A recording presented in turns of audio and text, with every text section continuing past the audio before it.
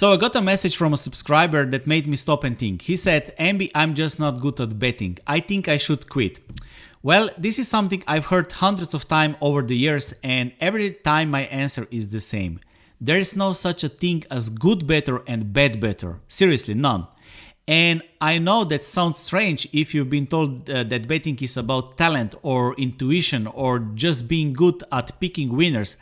But in reality, that's not how the things works, okay? Most people think some bettors are naturals who can somehow see the outcome before it happens. And others are just destined to lose forever. But the truth, that idea collapses the moment you look at actual betting results over long enough period. I'm talking about years. Anyone can be winner for 1 month. I've seen people who seemed unstoppable for a few months. Every pick they made was a winner. Friends were calling them geniuses. Even people call me I'm genius when I win and I'm the worst when I lose. And then over the next year, they lost everything. I've also seen beginners on the other side who started with no idea what betting is, what moneyline is, but after learning, applying and refining a process, they became consistent, disciplined bettors. The difference between those two groups is not luck, not talent, not magic. It's simply that one group uses proven, well-defined probabilistic strategies to identify value bets and the other does not. And I want to break this down so it's crystal clear. Let's start with what a proven probabilistic strategy actually means. In sports betting, every price you see on the betting market, every odds reflects an implied probability. For example, if the odds are minus 100 or 2.0 in decimal format, that's an implied probability of 50%. If you believe the true probability of that outcome is higher, let's say 55%, then you have a bet with positive expected value, or also called plus EV. That's the entire game. It's not about knowing which team will win, it's about finding situations where the odds underestimate the true chance of winning. That's where your edge comes from, okay? No, there are many ways to estimate probability. Some use statistical models like I do, others use market analysis, odds comparison sites, arbitrage betting, all kind of things. Other combines both, but the common factor among winning bettors is that they have repeatable method to identify these edges. They don't just guess, okay? They don't bet because a team is due to win or because player is hot. They compare the odds on offer to the probability they've calculated. And if the numbers line up in their favor, they make the bet, and if they don't, they pass. And that pass part is just as important because most losing bettors bet too often, especially when no value is there. They get bored, they chase action, they follow what's on TV, and without realizing it, they turn a game of skill into pure gambling. So let's talk about that difference. Gambling versus betting with an edge. So gambling is when you place money on an outcome without a measurable advantage. You might win, you might lose, but over time the odds are against you. And the more you play, the more you lose. Betting with an edge on the other side is the opposite. You still won't win every time because variance exists, but over a large sample of bets, the math tilts in your favor. Think of it like casino running blackjack. They don't win every hand, but the house edge ensures they win over thousands of hands. In betting, you need to become your own house. That requires discipline, and here's where many get it wrong.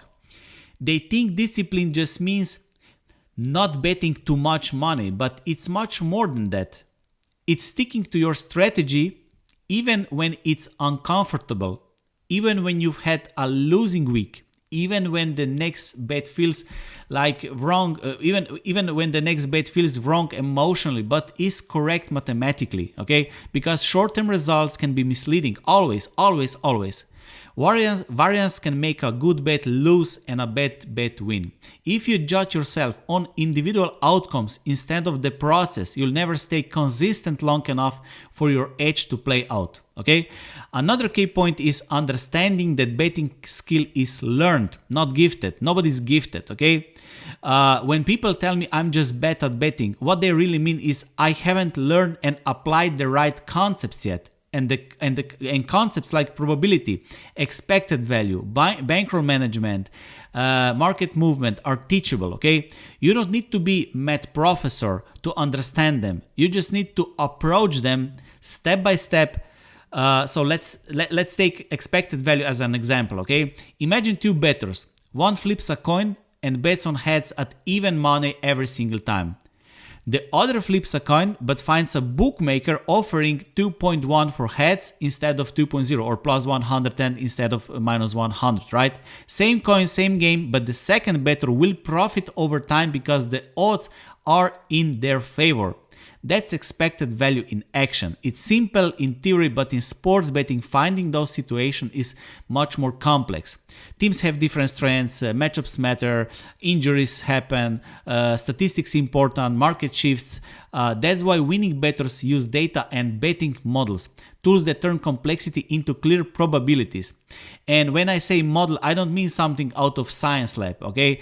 Most professors, most scientists don't bet. It could be as simple as a spreadsheet that track relevant stats, adjusts for factors like home advantage, advanced statistics, and spits out probability estimate. From there, it's just comparing your number to the market number. Over time, those small edges compound. This is where disciplines comes back in. Because small edges feel boring. They're not lottery tickets, they're not parlays, they're not locks, they're small percentages stacked over months and years. If you can't accept that reality, you'll fall into the trap of chasing big wins, chasing handicappers, chasing tones, chasing parlays, and end up where most gamblers do, down money and frustrated. Now some people will say, but I like betting for fun.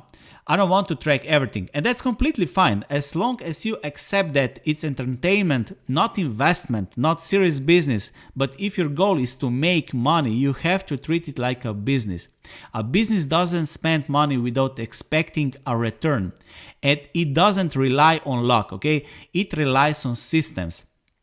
And betting is the same. Track simply every single bet, calculate your results, adjust your process when the data says so, not when your feelings say so. And here's another mental model. Think of your bankroll as an inventory, okay? If you run a store and sell products below cost, you're guaranteed to go broke, right? In betting, every time you make a bet without a value, you're selling below cost. Simply do that enough times, and no matter how good you feel about few wins, the math will catch up to you, okay? This is why saying I'm bad at betting is the worst mindset. It frames the problem as something fixed, something you can't change, when in reality it is simply a skill gap you can close, okay?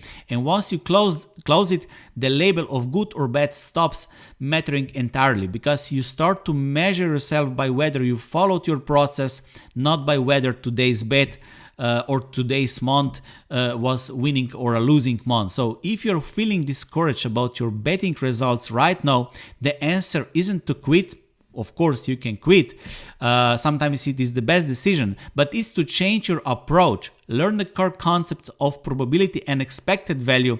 Use a repeatable method to find edges, track and review your bets, and stay disciplined through both wins and losses, because in the long run, there really are no good or bad bettors, okay? There are no really good or bad bettors. There are only those who use proven strategies and those who don't. And you get to decide which one you want to be. So if you like this message, hit like, subscribe, and visit underdogchance.com to learn my way of betting, my betting models, and the mindset.